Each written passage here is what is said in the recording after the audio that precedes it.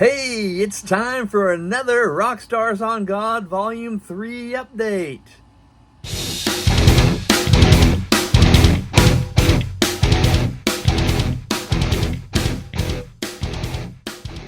What we're doing here is we're looking for these 4 members of the Rev Gen Festival crowd who don't seem to completely be unanimous in their favor of HM Magazine. You know, they have the like emoji, thumbs up, and there's the down emoji, thumbs up. And I think this guy holding the corner is about to rip it, just like the A team, the power team. He's going to just tear that magazine in half like the power team. I got a postcard from Chris White. This is the worst thing I've seen since Carmen tried to exorcise Tammy Faye Baker at Night of Joy. That, of course, is a line from the best movie of the last 5 years, Electric Jesus. I love that movie so much. Why? Because it's about the Christian heavy metal scene. I mean, what coming-of-age teenage movie like The Breakfast Club centers its plot not around a school in detention, but around a summer tour for a Christian heavy metal band called 316. During my interview with TSO's Paul O'Neill, he referenced Michelangelo's Pieta sculpture, and I didn't realize that right behind me, when I was transcribing this, years later, that there's the wooden sculpture of the same thing. How about that? So now let's go down to the update. So there's the collection so far, Volume 1, Volume 2, and Volume 3. And we have the prototype cover for Volume 4, a little sneak peek at who's in that issue. And as you can see, I used that was the graphic for Volume 2, that's Volume 3, and this is Volume 4. Notice how the hand is coming outside of the Buster graphic for that, but this has some really cool interviews in it. I remember the Black Label Society interview. The dude was, Zach Wilde was passing the microphone around the bus and letting the other members of the band chime in on the questions we were asking. That was kind of fun. And E.T.'s just hanging out with me, helping me make these edits with encouragement and support. So yeah, that's what we're doing today. We're making edits. I've got a list of edits that when I was looking at the proof from Ingram Spark, I found a few things that need to be correcting. None of them were gargantuan mistakes that wanted me to make it a delay before I got my second proofreading copy ordered and in my hands, hopefully in several days, hopefully few.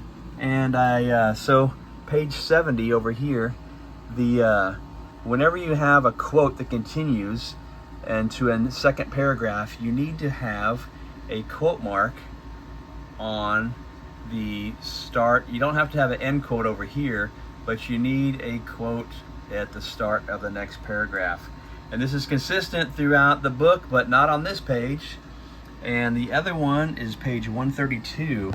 And I actually took a picture on my phone of 132 to point out where it was.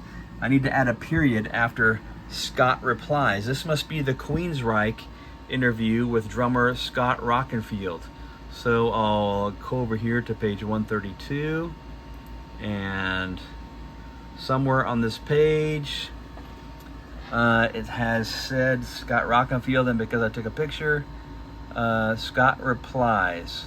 There's a comma instead of, there could be a comma there, but that A shouldn't be capital. So I'm just going to put a period there and say a combination of a few things, really. So O is one sentence, and that is the second. Okay, the third, I hope you find this interesting and not completely dull. Page 162, and where's my visual reference? 162, it's going to be on that paragraph. And it'll come over here and make the change live on camera.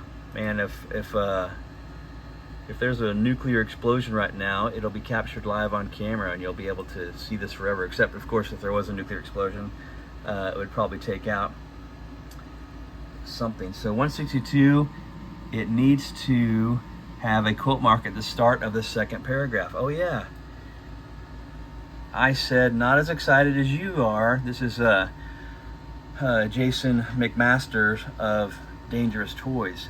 He's still talking here, so we need to add a quote mark. You notice how it moved the text a little bit to the right, but it didn't change the end of this paragraph. If it did, I would have to go through every subsequent page for the rest of this chapter to make sure it was still all laid out correctly. And now, page 204. Let's get the reference here, the visual. Oh, there's my finger pointing it out. Oh, look, a uppercase I, not a lowercase I. Who would make such a mistake? What kind of editor does that in his book or his magazine or whatever you call this reading device material? 204, page 204. There's like 322 pages in this book. Like I said, I'm Catholic. What do I think about his claim? Okay, you know what claim that is, folks. That is the question that I ask every artist in this collection of interviews. Okay, so I've made all the changes in my subsequent proofreading. I'm going to do a save, and here's a little insight into Adobe PDF presets. I can do the press quality version of the book, and I'm going to call this, I'm going to add today's date to it, which is what? Today is the 19th. It's Wyatt Mackenzie Day. All right, here we go. There we go. And that is going to save it and be ready for press. There we go. So hope you enjoyed that update. We're moving forward to, I'm getting press copies made of the book, and the Kickstarter campaign had been kicked into gear and is moving along, and hopefully we'll have this in your hands soon.